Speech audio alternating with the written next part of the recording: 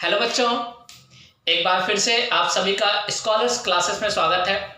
पिछली वीडियो में हमने पढ़ा था केमिस्ट्री और उसमें हमने पढ़ा था केमिकल रिएक्शन एंड इक्वेशन के बारे में, जो पार्ट 1 था, जिसमें हमने जो है केमिकल रिएक्शन क्या होते हैं, उसके कैरेक्टरिस्टिक्स प्रॉपर्टीज क्या होती है, इसके बारे में पढ़ा था। आज हम लोग एक इम्पॉर्टेंट टॉपिक पढ़ेंगे केमिकल रिएक्शन एंड इक्वेशन का, जिसको हम कहते हैं बैलेंसिंग ऑफ केमिकल रिएक्शन। कोई भी केमिकल रिएक्शन लिखते हैं तो उसको हम बैलेंस कैसे करते हैं, और एक बार आप इस वीडियो को देखिए, पक्का जो है 100% आपको वो केमिकल रिएक्शन बनाना या बैलेंसिंग करना जो है आपको आ जाएगा। तो देखिएगा, इस वीडियो को हम स्टार्ट करते हैं। तो अगर हम बात करते हैं केमिकल इक्वेशन की, केमिकल इक्वेशन होता क्या है? The method of representing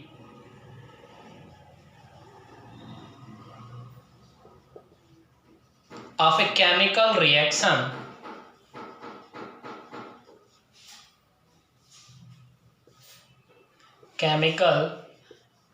reactions with the help of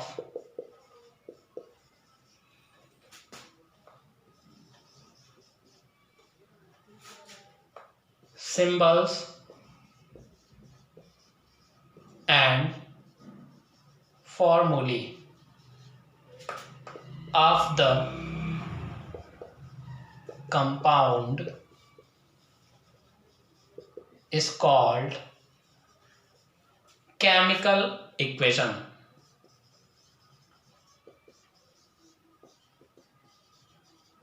तो देखिए, हम सीधा सीधा कह सकते हैं किसी भी केमिकल रिएक्शन को, जब कोई केमिकल रिएक्शन होता है तो उसको हम जिस सिंबल और फॉर्मूले के थ्रू उसको रिप्रेजेंट करते हैं, इसी को हम कहते हैं क्या?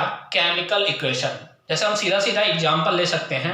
देखिएगा, जैसे मैंने माना कि एक एटम ए है और एक एटम क्या है? बी है, और ये दोनों एटम आपस में जब रिएक्शन करते हैं या जब आपस में ये केमिकल रिएक्शन करते हैं तो उस कंडीशन में ये एक प्रोडक्ट का फॉर्मेशन करते हैं ए बी। और इससे पहले वाले वीडियो में मैंने बताया था कि जो एरो के पहले वाला पार्ट होता है उसको हम नाम देते हैं क्या? रिएक्टेंट्स।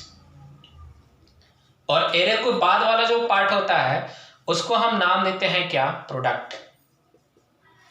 तो इस तरह से जो है, जब कोई केमिकल रिएक्शन होता है, जब कोई एक कंपाउंड किसी दूसरे कंपाउंड में क्या करते हैं? कन्वर्ट होते हैं, या वो क्या होते हैं, वो जो है किसी दूसरे पार्ट में या किसी दूसरे प्रोडक्ट का फॉर्मेशन करते हैं, तो उस कंडीशन में जो है उनको जो है उस केमिकल रिएक्शन को जिस फॉर्मूले या जिस सिंबल के थ्रू रिप्रेजेंट किया जाता है, इसी को हम नाम देते हैं क्या? Chemical equation. अब अगर हम बात करें केमिकल इक्वेशन की, तो केमिकल इक्वेशन को दो पार्ट में डिवाइड किया गया है। पहला पार्ट जो होता है उसको हम कहते हैं बैलेंस्ड केमिकल इक्वेशन, और दूसरा जो पार्ट होता है उसको हम कहते हैं अनबैलेंस्ड केमिकल इक्वेशन। अब ये बैलेंस केमिकल इक्वेशन क्या है, अनबैलेंस केमिकल इक्वेशन क्या है? अगर हम इसकी बात करें तो बैलेंस केमिकल इक्वेशन हम सीधा सीधा कह सकते हैं कि ऐसा केमिकल रिएक्शन या जब कोई केमिकल रिएक्शन होता है तो उस केमिकल रिएक्शन को जब हम रिप्रेजेंट करते हैं तो उसमें रिएक्टेंट साइड के जो एटम होते हैं उनका जो नंबर होता है वो प्रोडक्ट साइड के नंबर ऑफ एटम के क्या होता है? इक्वल होता है। तो इसको हम कहते हैं क्या? Balance chemical equation. और जब कोई केमिकल इक्वेशन जिसको हम लिखते हैं और लिखने के बाद अगर रिएक्टेंट साइड का कोई एटम का नंबर जो है अगर अनइक्वल होता है प्रोडक्ट साइड के एटम के नंबर से, तो इसको हम कहते हैं अनबैलेंस। तो केमिकल इक्वेशन को दो टाइप में डिवाइड किया गया है। फर्स्ट जो होता है उसको हम कहते हैं क्या? बैलेंस्ड केमिकल इक्वेशन, और सेकंड जो होता है उसको हम कहते हैं क्या? Unbalanced chemical equations. कैसे? देखिएगा, तो सीधा सीधा हम कह सकते हैं बैलेंस केमिकल इक्वेशन क्या होता है, तो हम सीधा सीधा कह सकते हैं द नंबर ऑफ एटम, या हम ऐसे कह सकते हैं the number of different atom the number of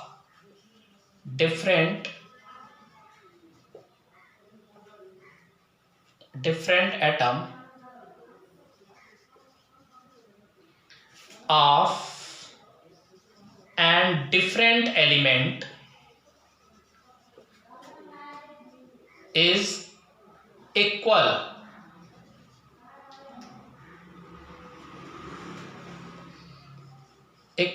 both sides of reactant and product। तो हम सीधा सीधा कह सकते हैं ऐसा केमिकल इक्वेशन जिसको हम जब लिखते हैं तो जो डिफरेंट एटम है, जो रिएक्टेंट साइड है और कहाँ पे प्रोडक्ट साइड, तो उनका जो नंबर है वो क्या होना चाहिए, इक्वल होना चाहिए। इसी को हम कहते हैं क्या, बैलेंस केमिकल इक्वेशन। जैसे हम एग्जांपल में देख सकते हैं, कैसे देखिएगा, जैसे हमने इसमें एग्जांपल में लिया, जैसे मान लीजिए एक जिंक है। इससे पहले वाले जो पार्ट में हमने पढ़ा था उसमें हमने एग्जांपल लिया था जिंक। इस जिंक ग्रेन्यूल्स, इसको हम जिंक कहते हैं, इस जिंक ग्रेन्यूल्स का जब रिएक्शन कराया जाता है डाइल्यूट सल्फ्यूरिक एसिड से, जिसको हम नाम देते हैं क्या, H2SO4, इसको हम कहते हैं डाइल्यूट सल्फ्यूरिक एसिड। तो जब इस जिंक का H2SO4 से रिएक्शन कराया जाता है, उस कंडीशन में एक रिएक्शन होता है जिसको हम कहते हैं सिंगल डिस्प्लेसमेंट रिएक्शन। तो इसमें जिंक जो है वाटर या हाइड्रोजन को क्या करता है, रिप्लेस कर देता है और ये बनाता है ZnSO4 को, और इसके साथ साथ हाइड्रोजन गैस बनता है। तो इस कंडीशन में ये जिंक सल्फेट का फॉर्मेशन होता है, इसको हम कहते हैं क्या, जिंक सल्फेट। जब ये जिंक सल्फेट बनता है, इसके साथ साथ एक गैस भी रिलीज होता है जिसको हम कहते हैं कौन सा गैस, हाइड्रोजन गैस। तो देखिए, जैसे हम देखें ये एक केमिकल रिएक्शन हुआ और इसको जो हमने एक इक्वेशन के फॉर्म में लिखा, इसी को हमने नाम दिया क्या, केमिकल इक्वेशन। अब ये कैसे बैलेंस केमिकल इक्वेशन है, अगर हम इसकी बात करें तो देखिएगा, अगर कोई एटम हमने लिखा है, जैसे मान लीजिए कोई सोडियम एटम हमने लिया, उस सोडियम या हम यहाँ पे ले लेते हैं जिंक को, इस जिंक के अगर नीचे कोई नंबर लिखता है, ये जैसे मान लीजिए 2, तो ये 2 जो है इसी जिंक का होता है। इसके अलावा अगर कोई जिंक के सामने कोई नंबर लिखा तो ये भी इसी का नंबर है, मतलब ये 3 2 6, तो इसके कितने नंबर हैं, 6। इसी तरह से अगर मान लेते हैं कोई इस तरह से लिखा है ZnSO4, उस कंडीशन में देखिएगा, ये जो अब यहाँ पे अगर नंबर की बात करते हैं तो यहाँ पे देखिएगा इसके नीचे कोई नंबर नहीं लिखा, मतलब इसके पास क्या है, अगर कोई नंबर नहीं है तो यहाँ पे हम कितना मानते हैं, 1, मतलब इस जिंक के पास कितना है, 1। अच्छा, इसको हम एक साथ पढ़ते हैं, सल्फेट कहते हैं, और सल्फेट में ये 4 केवल इसका है और इसके पास 1 है, इसके पास 4 है। तो उस कंडीशन में सल्फेट को हम एक साथ लेते हैं। तो यहाँ पे जिंक के पास 1 है और सल्फेट 1 है, क्योंकि यहाँ पे अगर हम पूरा करें तो यहाँ पे हम 1 ही देखते हैं। तो सीधा सीधा कह सकते हैं, अगर आप ये इक्वेशन को देखिए तो इसमें जिंक जो है, जिंक के नंबर कितने हैं, 1। रिएक्टेंट साइड जिंक के नंबर कितने हैं, 1। कैसे, क्योंकि इसके नीचे भी कोई नंबर नहीं दिया और इसके आगे भी कोई नंबर नहीं दिया, और इसके अलावा कोई जिंक है नहीं। अब इसके अलावा देखिए हाइड्रोजन को, हाइड्रोजन कितने हैं, यहां देखिएगा हाइड्रोजन के नीचे नंबर लिखा। अभी मैंने बताया कि अगर कोई एटम है उसके नीचे कोई नंबर लिखा है तो वो नंबर किसका होता है, उसी एटम का, इसके बगल वाले एटम का नहीं। तो इस कंडीशन में ये हाइड्रोजन है और हाइड्रोजन के नीचे 2 लिखा है, तो हाइड्रोजन के कितने नंबर हैं, 2, ये देखिएगा। इसके अलावा इसको हम एक साथ लेते हैं, सल्फेट है, इसको हम सल्फेट कहते हैं, और SO4 को देखिए, या एक एटम ले लें, सल्फर को ले लें, तो सल्फर के पास कितना है, यहाँ पे देखिएगा 1। और यहाँ पे अगर ऑक्सीजन को देखें तो ऑक्सीजन के नीचे ये 4 लिखा है, और अगर किसी के नीचे 4 लिखा हो तो वो नंबर केवल उसी का होता है, उसी एटम का होता है। तो ये 4 नंबर इसी का है, तो ऑक्सीजन कितना है, 4। अब तो देखिए, ये रिएक्टेंट साइड में जिंक के 1 एटम था, हाइड्रोजन के 2 एटम थे, सल्फर के 1 एटम थे, ऑक्सीजन का 4 एटम था। तो ये रिएक्टेंट साइड के एटम है। अब यहाँ पे देखिए, हम प्रोडक्ट साइड के एटम को अगर देखें तो यहाँ पे देखिएगा जिंक, देखिए जिंक के नीचे कोई नंबर नहीं दिया, वहां यहाँ 1 मानते हैं, इसलिए इसके नीचे क्या लिखा 1। इसके अलावा कोई जिंक नहीं है। यहाँ आप देखिएगा सल्फर, सल्फर के नीचे यहाँ पे हम 1 मानते हैं, अगर कोई नंबर नहीं है तो यहाँ पे मैं लिखा क्या 1। ऑक्सीजन के नीचे कितना है 4, तो ऑक्सीजन को हमने मारा 4 क्योंकि इसके आगे कोई नंबर नहीं लिखा। हाइड्रोजन देखिए, हाइड्रोजन कितना है 2। अब यहाँ पे देखिएगा मैंने बताया क्या, बैलेंस केमिकल इक्वेशन होता क्या है कि ऐसा केमिकल इक्वेशन जिसमें रिएक्टेंट साइड के एटम अगर प्रोडक्ट साइड के एटम के इक्वल हैं तो उसको हम कहते हैं क्या, बैलेंस केमिकल इक्वेशन। तो इसमें देखिएगा जिंक के नंबर कितने हैं 1, इधर भी जिंक कितना है 1, तो कितना हो ये इक्वल है। यहाँ हाइड्रोजन कितना है 2, यहाँ पे भी हाइड्रोजन कितना है 2, ये भी इक्वल है। सल्फर कितना है 1, ये भी सल्फर कितना है 1, ये भी इक्वल है। ऑक्सीजन कितना है 4, ये भी ऑक्सीजन कितना है 4, इक्वल है। मतलब जितने नंबर या जितने जो डिफरेंट टाइप के एटम है रिएक्टेंट साइड, वो एटम जो है प्रोडक्ट साइड में क्या है, उनके नंबर इक्वल है। इसलिए ये जो केमिकल इक्वेशन है ये बैलेंस केमिकल इक्वेशन है। तो देखिए जब केमिकल इक्वेशन को लिखते हैं अगर वो बैलेंस है तो उसको कुछ नहीं करते, अगर वो बैलेंस नहीं है, अब बैलेंस नहीं है तो उसको हम कहते हैं अनबैलेंस। अनबैलेंस क्या होता है इसकी अगर हम बात करें तो देखिएगा, तो सीधा सीधा कह सकते हैं the number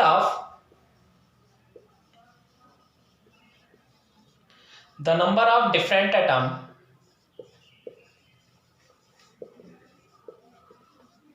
of different elements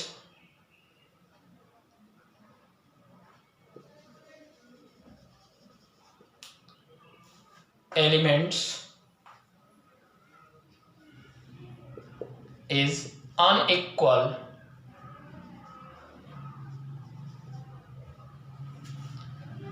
both sides of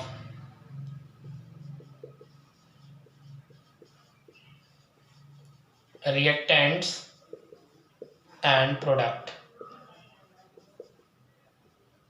तो सीधा सीधा हम कह सकते हैं कि जब कोई एटम, जो नंबर ऑफ एटम है, जब रिएक्टेंट साइड और प्रोडक्ट साइड क्या हो, इक्वल नहीं होते हैं, मतलब जिंक अगर इधर 1 है और जिंक अगर इधर जो है 2 हो गया, तो इस कंडीशन में ये क्या हो जाएगा अनबैलेंस। कैसे, एक छोटा सा एग्जांपल ले सकते हैं। देखिएगा जैसे हमने लिया एक हाइड्रोजन, अब देखिएगा हमेशा अगर हाइड्रोजन की अगर हम बात करें तो हाइड्रोजन एक गैस है और वो हमेशा मॉलिक्यूल के फॉर्म में होता है। तो जितने भी गैस होते हैं, चाहे हाइड्रोजन हो चाहे ऑक्सीजन हो, तो उसको हम लिखते हैं H2 के फॉर्म में, ये मॉलिक्यूल के फॉर्म में। और अगर कोई ऑक्सीजन है तो उसको हम लिखेंगे O2 के फॉर्म में। तो हाइड्रोजन जब ऑक्सीजन से रिएक्शन करता है तब ये बनाता है किसको, वाटर को। अब देखिएगा अभी मैंने बताया कि अगर कोई एटम है और उस एटम के नीचे कोई नंबर लिखा है तो वो नंबर केवल उसी का है। अगर उसके, अच्छा इसके अलावा मान लीजिए कोई एटम इस तरह से है, जैसे मान लीजिए कोई एटम इस तरह से है कंपाउंड के फॉर्म में, उस कंडीशन में यहां देखिएगा ये जो हाइड्रोजन है उसके नीचे 2 लिखा है, तो ये 2 किसका है, इस हाइड्रोजन का। और उसके आगे ऑक्सीजन लिखा है और उस ऑक्सीजन के अंदर क्या है, कोई नंबर नहीं, मतलब यहाँ पे 1 मानते हैं, तो ये 1 किसका है, केवल ऑक्सीजन का। अगर मान लीजिए हमने कोई नंबर लिख दिया इसके सामने, यहाँ पे 3 लिख दिया, तो उस कंडीशन में ये जो 3 है, ये 3 इसका भी है और क्या है, इसका भी है। तो यहां से हमने एक बात समझा कि अगर किसी एटम के नीचे कोई नंबर लिखते हैं तो वो नंबर केवल उसी एटम का होता है। फिर सुनिएगा, अगर किसी एटम के नीचे कोई नंबर लिखते हैं तो वो नंबर केवल उसी एटम का होता है। जैसे मैंने लिखा हाइड्रोजन के नीचे 2, तो ये 2 क्या है, इसी हाइड्रोजन का है।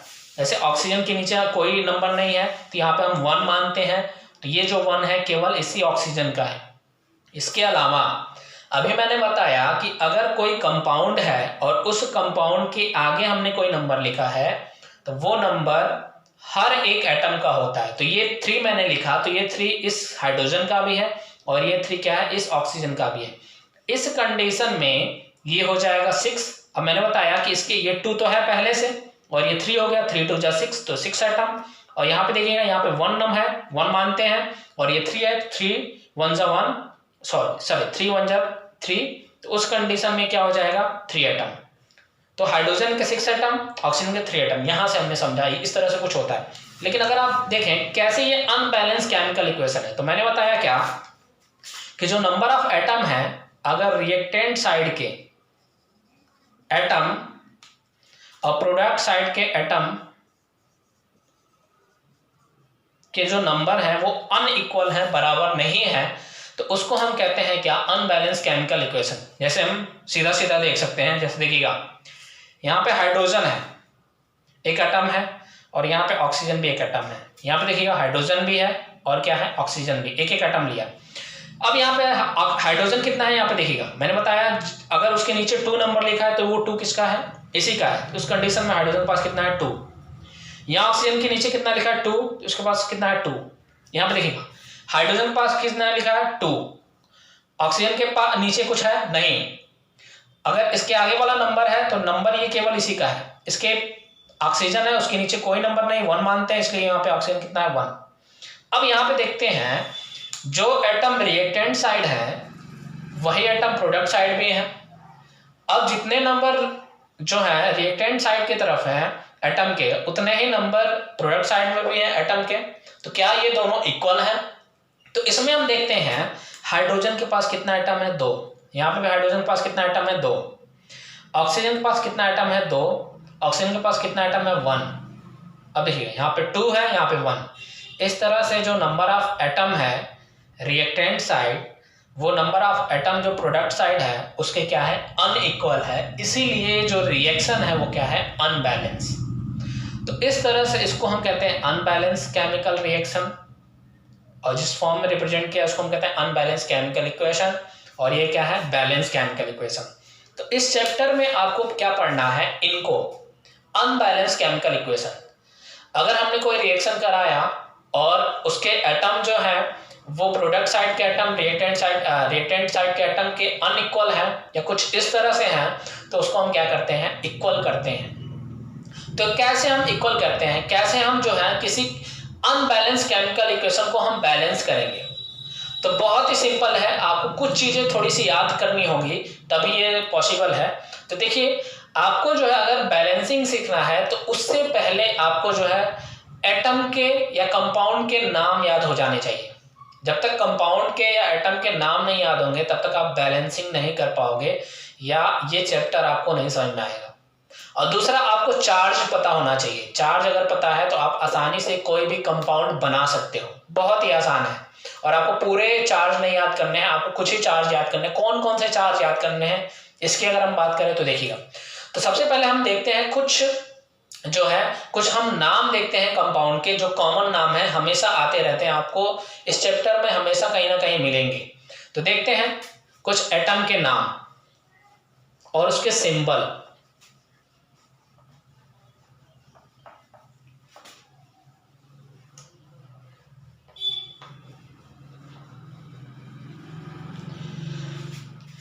तो देखिएगा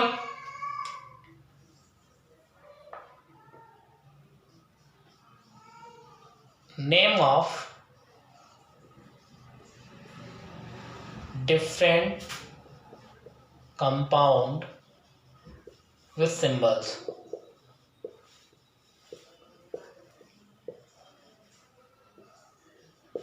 देखिए कुछ कॉमन नाम है, जैसे देखिएगा ये फर्स्ट H2SO4, इसको हम कहते हैं क्या, सल्फ्यूरिक एसिड, या इसी को हम नाम देते हैं हाइड्रोजन सल्फेट।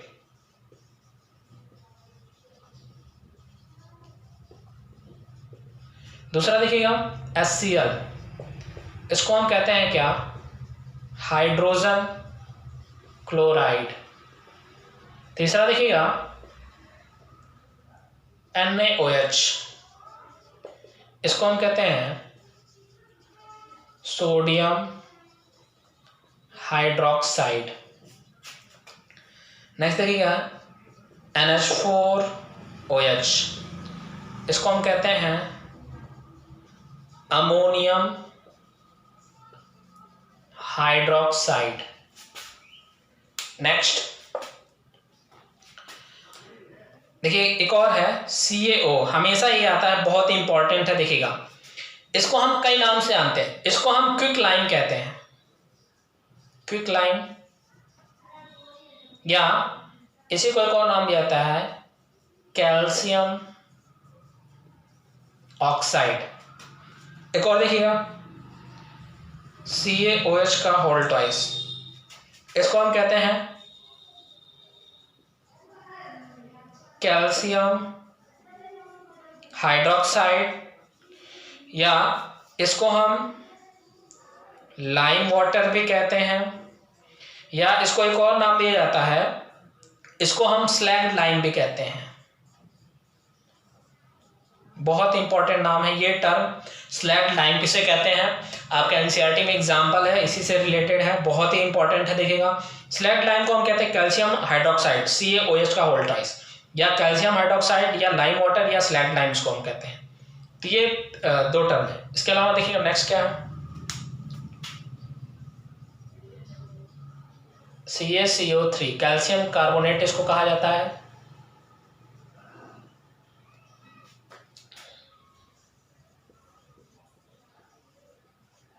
या इसी को एक और नाम दिया जाता है, इसको हम कहते हैं लाइमस्टोन।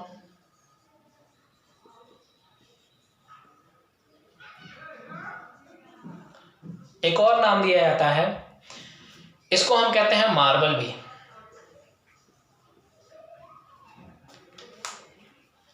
नेक्स्ट देखिए BaCl2, इसको हम कहते हैं बेरियम क्लोराइड। नेक्स्ट देखिए MgCl2, इसको हम कहते हैं magnesium chloride, magnesium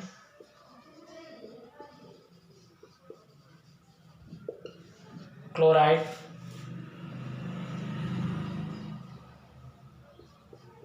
Na2SO4, sodium sulphate,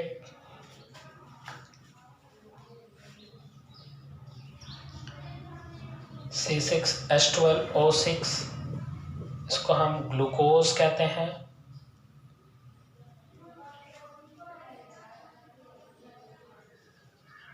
ZnSO4, zinc sulphate, और भी बहुत सारे आपके कंपाउंड हैं जिसके नाम हैं, जिसको आप आगे मिलेगा भी, तो आप इसको डायरेक्टली जो है याद कर सकते हो। या इसको हम कैसे लिखते हैं, अगर कहीं भूल जाता है तो इसको हम लिखते कैसे हैं, इसकी अगर हम बात करें तो इसके लिए आपको चार्ज पता होना चाहिए। अच्छा, लिखने का मतलब क्या है कि क्यों हम BaCl2 लिखते हैं, क्यों नहीं हम BaCl ही लिखते हैं, अगर इन सब की अगर हम बात करें तो ये कैसे लिखा जाता है, तो इसके लिए आपको जो है चार्जेस पते होने चाहिए हर एक एटम के। अब चार्ज को आप कैसे पता करोगे, तो कुछ कॉमन चार्ज है जो आप याद कर सकते हो। क्या क्या चीजें, एक बार फिर से देख लीजिएगा कौन कौन से कंपाउंड है। देखिए H2SO4 को हम सल्फ्यूरिक एसिड या हाइड्रोजन सल्फेट कहते हैं, HCl को हाइड्रोजन क्लोराइड कहते हैं, सोडियम हाइड्रोक्साइड कहते हैं NaOH को, अमोनियम हाइड्रोक्साइड कहते हैं NH4OH को, CaO को हम बहुत इंपॉर्टेंट नाम क्विकलाइम या कैल्शियम ऑक्साइड कहते हैं, CaOH का होल ट्वाइस को कैल्शियम हाइड्रोक्साइड या लाइम वाटर या स्लैग्ड लाइम कहते हैं, कैल्शियम कार्बोनेट कहते हैं CaCO3 या लाइमस्टोन या मार्बल संगमरमर जिसको हम कहते हैं, बेरियम क्लोराइड कहते हैं BaCl2 को, मैग्नीशियम क्लोराइड कहते हैं MgCl2 को, सोडियम सल्फेट कहते हैं Na2SO4 को, ग्लूकोज कहते हैं C6H12O6 को, जिंक सल्फेट कहते हैं ZnSO4 को। अच्छा, कुछ और भी है, देखिएगा यहाँ पे एक और होता है NO3, इसको हम नाइट्राइट कहते हैं, सॉरी नाइट्रेट, और एक और होता है NO2, इसको हम नाइट्राइट कहते हैं। तो ये कुछ इंपॉर्टेंट जो थे आपके कंपाउंड थे, तो जो जिसके सिंबल थे और जिसके नाम थे। अब हम जो है कुछ चार्जेस देखते हैं जिसके थ्रू जो है आप जो है बहुत ही आसानी से जो है किसी भी कंपाउंड का नाम लिख सकते हो, या आपको अगर नाम पता है तो उसको कैसे जो है उसके सिंबल के थ्रू लिखना है, क्या उसका सिंबल होता है, क्या उसका फॉर्मूले होता है, तो उसको आप आसानी से लिख सकते हो। देखिएगा कैसे, तो देखिएगा चार्ज दो तरह के होते हैं। अच्छा, चार्ज बताते क्या है कि ये जो है कितने इलेक्ट्रॉन को वो एक्सेप्ट करेगा या डोनेट करे। अब ये एक्सेप्ट डोनेट क्या है, तो अब सीधा सीधा समझते हो। जैसे मान लीजिए हमने एक एटम लिया ए, इस एटम के नीचे दो नंबर होते हैं, एक ऊपर और एक नीचे। ऊपर वाला एटॉमिक मास और नीचे वाला एटॉमिक नंबर, जो आपने 9th में पढ़ा होगा। अब इसके अलावा अगर मान लीजिए हमने एक एग्जांपल लिया है सोडियम, सोडियम के नीचे 11, इसको हम एटॉमिक नंबर कहते हैं। अब इस एटॉमिक नंबर को आप देखें तो कुछ आप इस तरह से भी रिप्रेजेंट कर सकते हो, 281, और आउटर मोस्ट सेल में जो इलेक्ट्रॉन होता है 1। अब ये क्या करेगा, ये जो होता है इसको हम कहते हैं वैलेंस इलेक्ट्रॉन। जो आउटर मोस्ट सेल होता है उसको हम कहते हैं वैलेंस सेल, और जो इलेक्ट्रॉन होता है उसको हम कहते हैं क्या, वैलेंस इलेक्ट्रॉन। अब ये क्या कर रहा है कि इसको क्या करना है, कोई भी जो एटम है अगर उसके आउटर मोस्ट सेल में 8 इलेक्ट्रॉन नहीं है या 2 इलेक्ट्रॉन नहीं है, तो उस कंडीशन में ये क्या करता है, उस कंडीशन में या तो वो इलेक्ट्रॉन को एक्सेप्ट करता है या फिर डोनेट करता है। तो या तो ऐसे हो जाए, तो इसको 8 करना है, उस कंडीशन में क्या करेगा, या तो 7 इलेक्ट्रॉन एक्सेप्ट करेगा या फिर 1 इलेक्ट्रॉन, जो उसको बेटर पड़ता है वो करता है। तो उस कंडीशन में एक इलेक्ट्रॉन को क्या करता है, डोनेट करता है। तो जब ये डोनेट करता है तो इस तरह से इसके पास चार्ज क्या आ जाता है, +1। इसी तरह मैग्नीशियम के आउटर मोस्ट सेल में 2 होते हैं, अब निकाल सकते हो, और उस वजह से उसके ऊपर जो चार्ज होता है क्या होता है, +2। तो ये कैसे चार्ज होते हैं आप डायरेक्टली इसको याद भी कर सकते हो, या एक और मेथड है, आप जब पीरियोडिक टेबल पढ़ोगे लास्ट चैप्टर, तो उसमें आपको जो है बताया जाएगा कि जो डिफरेंट एटम होते हैं उन डिफरेंट एटम के ऊपर चार्ज कैसे हम पता करते हैं। तो जिस भी ग्रुप में रहते हैं उनमें उस ग्रुप में जो है एक नंबर होता है, उस नंबर के बेस पे भी हम क्या कर सकते हैं, उसके चार्ज को पता कर सकते हैं। तो पहले हम चार्ज को देखें, तो चार्ज 2 टाइप के, अगर वो किसी इलेक्ट्रॉन को या आउटर मोस्ट सेल वाले इलेक्ट्रॉन को या वैलेंस इलेक्ट्रॉन को वो डोनेट करता है, तो उस कंडीशन में वो क्या होता है, उसके ऊपर पॉजिटिव चार्ज आता है। अगर वो एक्सेप्ट करता है उसके ऊपर क्या चार्ज आता है, नेगेटिव। तो जैसे देखिएगा एग्जांपल में हमने पॉजिटिव चार्ज की अगर हम बात करें, यहाँ पे देखिए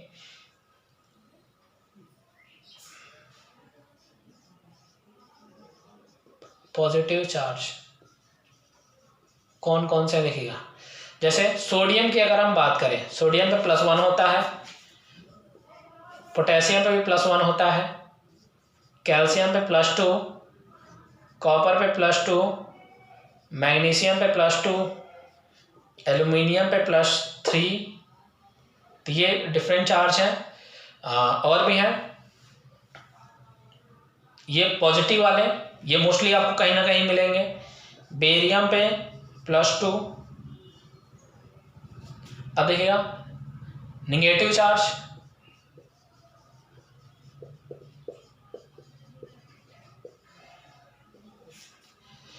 जैसे देखिएगा ब्रोमीन पे -1, क्लोरीन पे -1, आयोडीन पे -1, और देखिएगा सल्फेट पे -2। इसको हम एक साथ ना, इसको हम सल्फेट कहते हैं। CO3 पे -2, इसको हम एक साथ लेते हैं कार्बोनेट। NO3 पे -1, इसको हम कहते हैं क्या, नाइट्रेट। NO2 पे -1, इसको हम नाइट्राइट कहते हैं।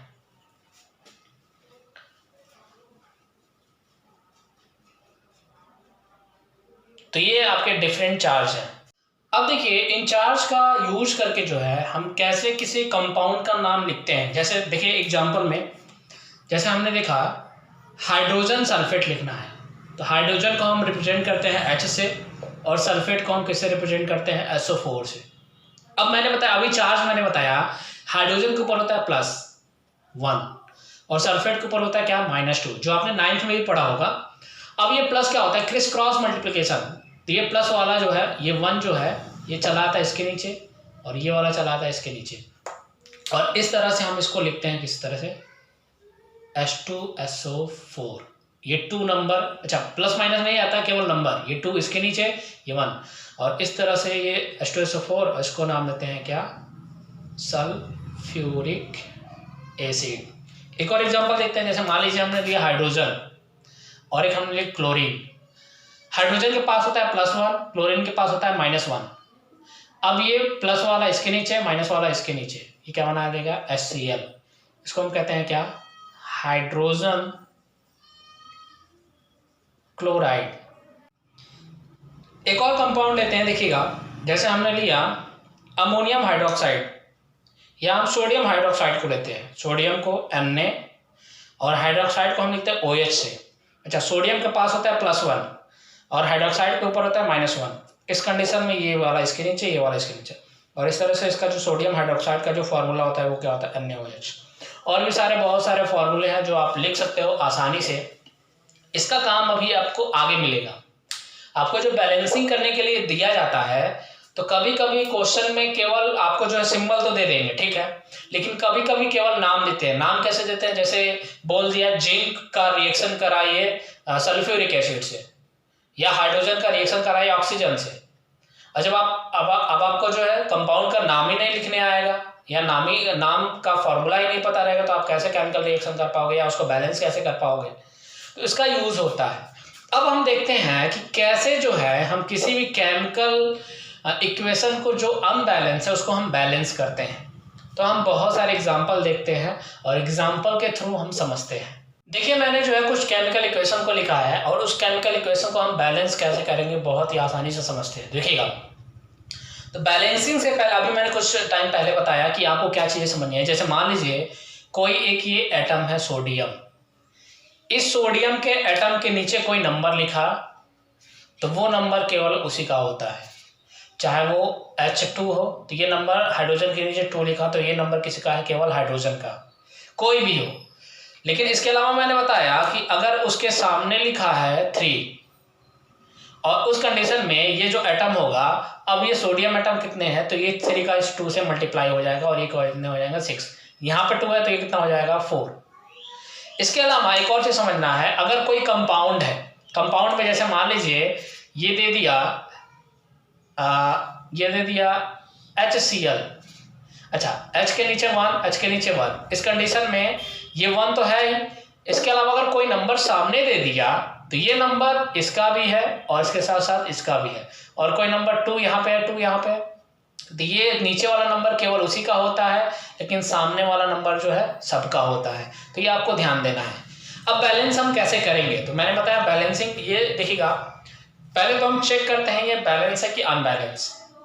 अच्छा, बैलेंस और अनबैलेंस कैसे चेक करते हैं, तो जो number of atom reactant side है वही number of atom product side भी होने चाहिए। तो देखिएगा, जैसे मान लीजिए यहाँ पे देखिए हाइड्रोजन कितना है 2, इधर कितना है ऑक्सीजन 2, इधर कितना है हाइड्रोजन 2, ऑक्सीजन कितना है 1।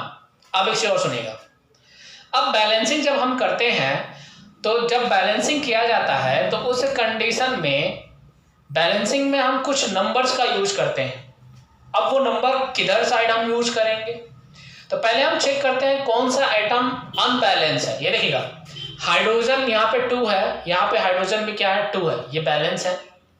लेकिन ऑक्सीजन देखिए, ऑक्सीजन यहाँ पे क्या है 2 है और इधर ऑक्सीजन यहाँ पे कितना है 1। कैसे, यहाँ पे कोई नंबर नहीं है तो हम कितना मानते हैं 1, और यहाँ पे ऑक्सीजन के नीचे कितना नंबर है 2, तो ये इसी का है, तो इसलिए क्या है ये 2।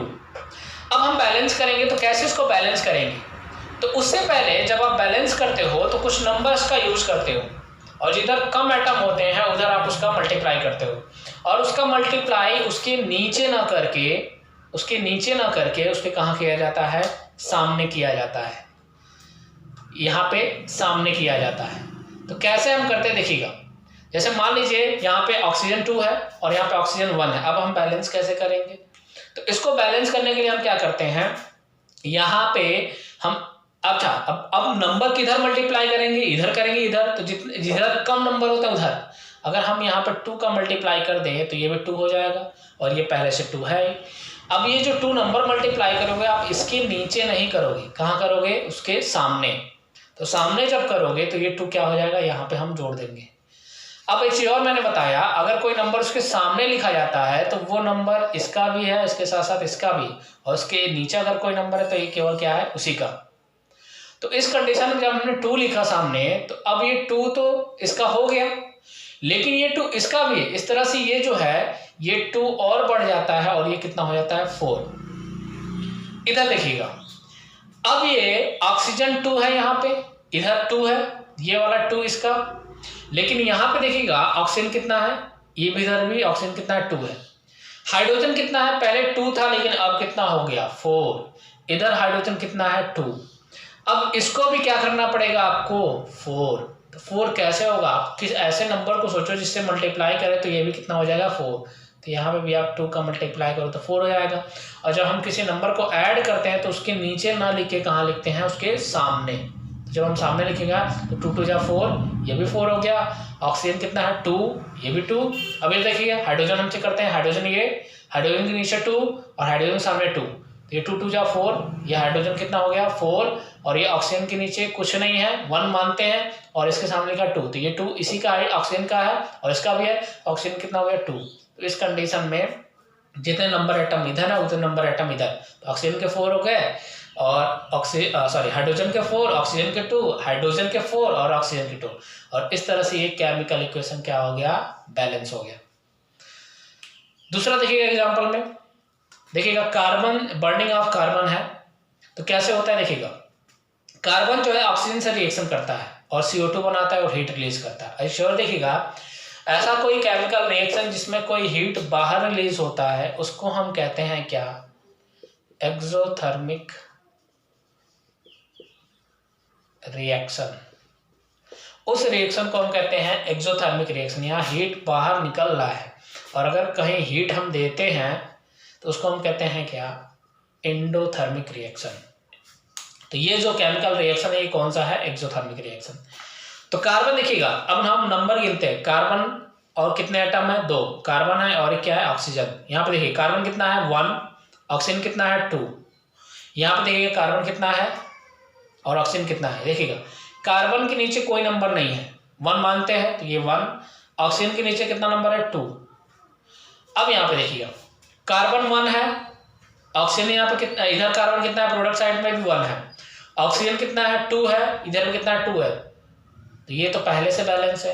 और जो केमिकल रिएक्शन पहले से बैलेंस होते हैं उसको हम बैलेंस नहीं करते हैं, तो वो तो पहले से बैलेंस, तो ये पहले से बैलेंस केमिकल इक्वेशन है। तीसरा देखिएगा एग्जांपल, इधर देखते हैं, ये रिएक्टेंट साइड और ये क्या है प्रोडक्ट साइड, ये रिएक्टेंट साइड और ये क्या है प्रोडक्ट साइड। अब हम नंबर ऑफ एटम देखते हैं, देखिएगा ये कार्बन एटम, एक है हाइड्रोजन भी है और एक क्या है ऑक्सीजन भी है, 3 ही है ना, एक कार्बन, एक हाइड्रोजन है और एक ऑक्सीजन, ये 3 टाइप के एटम है। प्रोडक्ट साइड में देखिएगा ये 3 होंगे, कार्बन है, ये कार्बन, ऑक्सीजन और हाइड्रोजन, कार्बन, ऑक्सीजन और हाइड्रोजन। अब यहां पे देखिएगा कार्बन कितना है, इसके नीचे केवल 1 है, कोई नंबर नहीं तो 1 मानते हैं, तो कार्बन कितना है 1। हाइड्रोजन के पास कितना है 4, उसके नीचे 4 है तो ये 4 इसका नहीं है। अगर किसी एटम के नीचे कोई नंबर है तो वो केवल उसी का होता है, तो ये 4 जो है इसी का है, तो ये 4 हमने लिखा। ऑक्सीजन के नीचे 2 है तो ये 2 इसी का है, ठीक है ना। अब यहाँ पे देखिएगा, इधर हम देखते हैं कार्बन यहाँ पे कितना है और कोई कार्बन नहीं है, तो यहाँ पे एक ही कार्बन है 1, ऑक्सीजन के नीचे कितना है 2, लेकिन यहाँ पे देखिएगा यहाँ पे ऑक्सीजन कितना है 2 और यहाँ पे भी एक ऑक्सीजन है, तो एक ऑक्सीजन ये और ये प्लस लिखा है और ये 2 और 1 3, तो ये कितना ऑक्सीजन हो जाएगा 3। यहाँ पे देखिए हाइड्रोजन कितना है 2। अब यहाँ पे देखते हैं ये बैलेंस है क्या अनबैलेंस, तो पहले हमने चेक किया, देखिएगा कार्बन 1 है, कार्बन 1 है, ये तो इक्वल है। हाइड्रोजन देखिएगा 4 है, यहाँ पे हाइड्रोजन क्या है 2 है, ये अनइक्वल है। ऑक्सीजन कितना है 2 है, ये ऑक्सीजन कितना है 3, ये भी क्या है अनइक्वल है, ये भी इक्वल नहीं है, ये भी इक्वल नहीं है, ये भी इक्वल नहीं है, ये भी इक्वल नहीं है, मतलब ये केमिकल रिएक्शन कैसा है अनबैलेंस।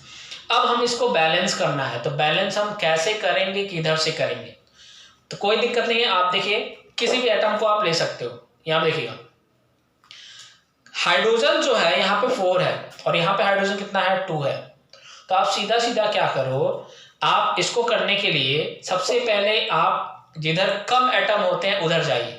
जैसे हमने लिया हाइड्रोजन, तो हाइड्रोजन देखिए प्रोडक्ट साइड में कम है, यहाँ पे देखिएगा हाइड्रोजन, यहाँ पे हाइड्रोजन 2 है, यहाँ पे हाइड्रोजन 2 है और यहाँ पे हाइड्रोजन 4 है। तो अगर हम इधर भी 4 कर दें तो हाइड्रोजन बैलेंस हो जाएगा। और जैसे ही आप एक कोई जो है बैलेंस करोगे तो अपने आप सारे बैलेंस होते रहते हैं। तो जब आप बैलेंसिंग करोगे तो बैलेंसिंग में हमेशा आप ऐसे लिख लो और लिखने के बाद देखो किधर जो अनबैलेंस उसको देखो और जो अनबैलेंस है उसमें कौन सा एटम कम है, तो जिधर कम होगा उधर से आप बैलेंसिंग स्टार्ट कीजिएगा। तो देखिए हमने हाइड्रोजन देखा इधर 4 है और इधर कितना है 2 है। तो आप इधर से स्टार्ट करिएगा तो प्रोडक्ट साइड में यहाँ पे 2 है, तो यहाँ पे अगर हम 2 से इसका क्या करें मल्टीप्लाई कर दें। और किसी भी नंबर का जब मल्टीप्लाई किया जाता है तो उसके नीचे नहीं कहाँ लिखा जाता है सामने। और अगर हम कोई नंबर सामने लिखते हैं तो वो एटम केवल उसी का ही नहीं होता, वो सबका हो जाता है। जितने भी कंपाउंड में एटम है सबके नंबर्स वो हो जाते हैं। तो हमने 2 लिख दिया। अब यहाँ पे जब हमने 2 से मल्टीप्लाई किया है तो ये कितना हो गया 4। लेकिन यहाँ पे देखिएगा ऑक्सीजन अब कितना हो गया 2, यहाँ पे ऑक्सीजन 2 हो गया और यहाँ पे ऑक्सीजन 2 हो गया। अब ये कितना हो गया 4, तो ये ऑक्सीजन कितना हो गया 4। अब यहाँ पे देखिएगा ऑक्सीजन यहाँ पे कितना है 2 है, यहाँ पे ऑक्सीजन कितना है 4 है। उस कंडीशन में आपको इधर कितना चाहिए 4 चाहिए। तो यहाँ पे 2 है और हमको कितना चाहिए 2 और 2 से आप सामने मल्टीप्लाई कर दो। तो जब भी आप कोई नंबर मल्टीप्लाई करते हो तो कहाँ लिखते हो सामने। उस कंडीशन में 2 2 जा 4, तो ये भी कितना हो गया 2 से 2 का मल्टीप्लाई हो गया, ये भी कितना हो गया 4। अब देखिएगा कार्बन 1, हाइड्रोजन 4, ये भी हाइड्रोजन 4, ऑक्सीजन कितना हो गया 4, ये भी ऑक्सीजन कितना हो गया 4। अब ये केमिकल रिएक्शन जो है वो क्या हो गया बैलेंस हो गया। अब देखिए अब कुछ और भी एग्जाम्पल हम देखते हैं। देखिएगा हमने जो है एक केमिकल इक्वेशन लिखा है, लेकिन इस केमिकल इक्वेशन का हमने कोई सिंबल नहीं लिखा है। ऐसे भी एग्जाम में आपके क्वेश्चन आते हैं, आपको जो है केमिकल इक्वेशन का नाम दे देगा और फिर आपको जो है पूछेगा इसको बैलेंस करिए। तो कैसे हम बैलेंस करेंगे, तो पहले हम तो केमिकल जो हमने इक्वेशन लिखा है उसका सिंबल तो लिखें। तो सबसे पहले देखिए मैंने बताया था कि अगर हम किसी गैस की अगर हम बात करें, चाहे वो नाइट्रोजन हो, चाहे वो ऑक्सीजन हो, चाहे वो हाइड्रोजन हो, वो हमेशा वो किस फॉर्म में होते हैं मॉलिक्यूल के फॉर्म में। तो नाइट्रोजन किस फॉर्म में होगा N2, ऑक्सीजन किस फॉर्म में होगा O2 और ये बनाएगा क्या बनाएगा N। ये देखिएगा नाइट्रोजन को हम N, मोनो का मतलब एक, ऑक्साइड का मतलब ऑक्सीजन ये। अब यहाँ पे देखते हैं हम एटम, ये क्या है आपका, ये है रिएक्टेंट साइड और ये क्या है प्रोडक्ट साइड। और अब हम चेक करेंगे ये बैलेंस है कि अनबैलेंस। तो अगर number of atom reactant side जितने एटम हैं डिफरेंट टाइप के एटम वही अगर इक्वल होंगे प्रोडक्ट साइड के एटम से तो वो बैलेंस होगा, अगर नहीं होंगे तो वो क्या होगा अनबैलेंस होगा। तो जैसे हम देखते हैं नाइट्रोजन यहाँ पे कितना है 2, क्योंकि नाइट्रोजन के नीचे 2, अच्छा ऑक्सीजन के नीचे कितना दिया है 2, अगर इसके सामने कोई नंबर दिया तो उसका मल्टीप्लाई हो जाता। अब यहाँ पे देखिएगा प्रोडक्ट साइड में क्या है, नाइट्रोजन के नीचे कितना है 1, क्योंकि यहाँ पे कुछ नहीं है इसलिए हम कितना मानते हैं 1।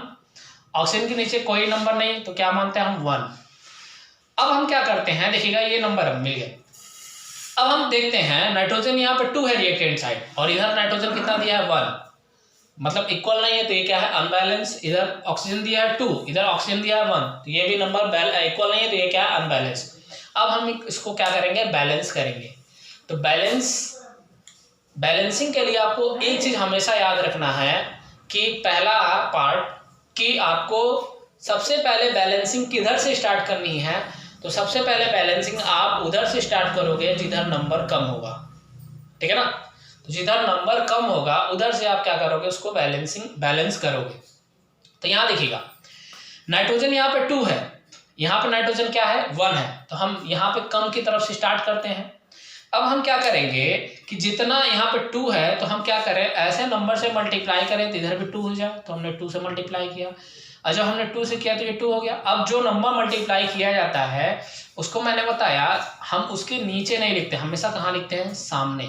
और जब हम सामने लिखेंगे तो वो नंबर उस एटम का तो होता है, उसके साथ साथ उसके आगे जो भी एटम होते हैं उसके भी हो जाते हैं। अब इस तरह से ये जो 2 नंबर है ये नाइट्रोजन को है, इसके साथ साथ ये 2 नंबर जो है उस ऑक्सीजन का भी है और यहाँ पे भी ऑक्सीजन कितना हो गया 2 हो गया। तो ये कितना हो गया नाइट्रोजन भी 2 है और ऑक्सीजन भी कितना है 2 है।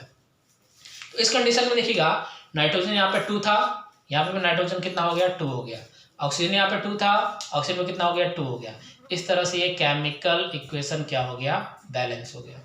ठीक है ना, ये एक बैलेंस केमिकल इक्वेशन है।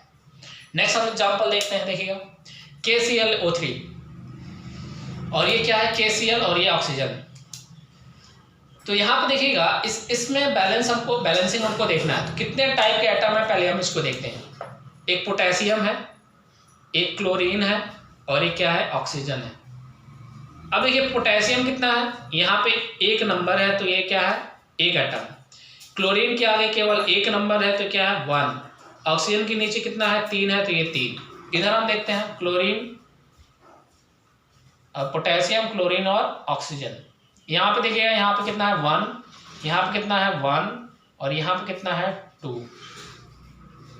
अब हम देखते हैं, देखिएगा ये पोटेशियम रिएक्टेंट साइड 1 है, प्रोडक्ट साइड भी 1 है, क्लोरीन भी 1 है, क्लोरीन भी 1 है। ऑक्सीजन यहाँ पे देखिएगा 3 है रिएक्टेंट साइड और प्रोडक्ट साइड कितना है 2 है। अब मैंने बताया बैलेंसिंग हम कहाँ से स्टार्ट करेंगे, जिधर कम नंबर होगा। ये अनबैलेंस है ऑक्सीजन, तो यहाँ पे 3 है यहाँ पे 2, तो हम किधर से स्टार्ट करें, कम की तरफ से। तो अब हम क्या करें इस कंडीशन में, अगर देखिएगा यहाँ पे जो है ये एक ऑड नंबर है 3 और ये क्या है एक इवन नंबर है। तो इस कंडीशन में हम क्या करते हैं, हम दोनों को क्या करते हैं इवन करते हैं। तो कैसे करेंगे, आप क्या करोगे, आप दोनों तरफ मल्टीप्लाई करो। जैसे देखिएगा यहाँ पे 2 है तो उस कंडीशन में हम क्या करें, यहाँ पे 2 है तो अगर हम 3 का मल्टीप्लाई करें तो ये 6 होगा, और यहाँ पे 3 है तो यहाँ पे 2 का करें तो ये क्या हो जाएगा 6 हो जाएगा। तो उस कंडीशन में हमको क्या करना है, इसको बैलेंस करना है। तो ऑक्सीजन पे कितने का मल्टीप्लाई करना है 3, तो हमने 3 का किया। और यहाँ पे क्या करना है, ऑक्सीजन के नीचे 3 है तो 2 का करना है, तो हमने क्या किया 2। और 2 इसके नीचे नहीं करते, हम कहाँ करते हैं सामने। और जब सामने करेंगे तो ये 2 इसका तो हुआ लेकिन साथ साथ इसका भी हो गया और ये 2 इस क्लोरीन का भी हो गया। अब देखिएगा जब इसका भी 2 हो गया, इसका भी 2 हो गया तो ये कितने हो गए, ये भी 2 हो गया, ये भी 2 हो गया। अब यहाँ पे क्या हो गया 3 2 जा 6 है, ये भी 6 है। लेकिन यहाँ पे देखिएगा पोटेशियम, ये पोटेशियम ये 2 हो गया, ये क्लोरीन भी क्या हो गया 2 हो गया, ये क्लोरीन। तो यहाँ पे भी 2 हो गया या 2, लेकिन यहाँ पे कितने हैं 1 और ये भी 1। अब हम क्या करेंगे, यहाँ पे भी किसका मल्टीप्लाई कर देंगे, 2 चाहिए तो हम भी क्या करेंगे 2 का। और जैसे ही हम 2 का यहाँ पे मल्टीप्लाई करेंगे तो ये 2 इसका भी हो गया, ये 2 इसका भी हो गया। और इस तरह से ये जो केमिकल इक्वेशन है ये क्या हो गया, बैलेंस हो गया। ठीक है ना, तो ये था बैलेंसिंग। एक और हम एग्जाम्पल देख लेते हैं, इस तरह से भी आपके बहुत सारे क्वेश्चन आते हैं। देखिएगा जैसे कॉपर सल्फेट दिया है तो इसको हम कैसे जो है चार्ज का यूज करके या हम डायरेक्टली जो है इसके फॉर्मूला को याद करके जो हम उसको लिख सकते हैं। तो देखिएगा कैसे हम इसको जो है बैलेंस करते हैं। तो यहाँ पे 2 चीज़ दिया है, एक कॉपर सल्फेट दिया है। कॉपर सल्फेट देखिएगा, कॉपर की अगर हम बात करें तो कॉपर के ऊपर होता है कितना चार्ज +2 और सल्फेट के ऊपर होता है SO4 पे -2। ये जो 2 नंबर है और ये जो 2 नंबर है, ये 2 नंबर आ जाता है इसके नीचे, ये 2 आया और ये 2 इसके नीचे। अब ये दोनों इक्वल है, इस कंडीशन में ये कट कर जाते हैं और यहाँ पे दोनों कट करेंगे जब इक्वल है। तो इसका जो फॉर्मूला होगा कॉपर सल्फेट का वो क्या हो जाएगा CuSO4। तो इसका जो फॉर्मूला होगा वो क्या होगा CuSO4। इसके साथ साथ ये देखिए सोडियम हाइड्रोक्साइड, सोडियम के ऊपर +1 और हाइड्रोक्साइड को हम OH से लिखते हैं और इसके ऊपर होता है माइनस, जो अभी मैंने पहले जो है लिखवाया है। तो इसके पास +1 और ये -1, ये 1 इसके नीचे, ये 1 इसके नीचे, और इस तरह से ये हो गया सोडियम हाइड्रोक्साइड।